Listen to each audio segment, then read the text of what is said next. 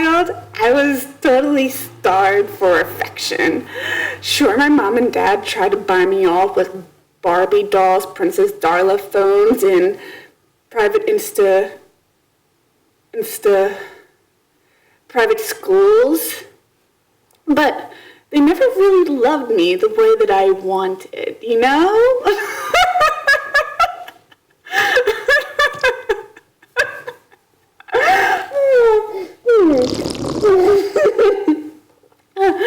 When I become a mom, I'm gonna smother my kids with affection. They're gonna know that their mom loves them, even if I have to strap them to my bosom. Because then, the hugs will never stop. Nope.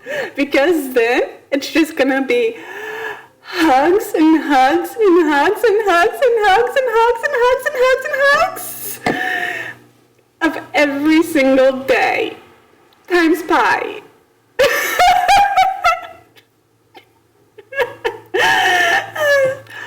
How do you feel about sex on the first date?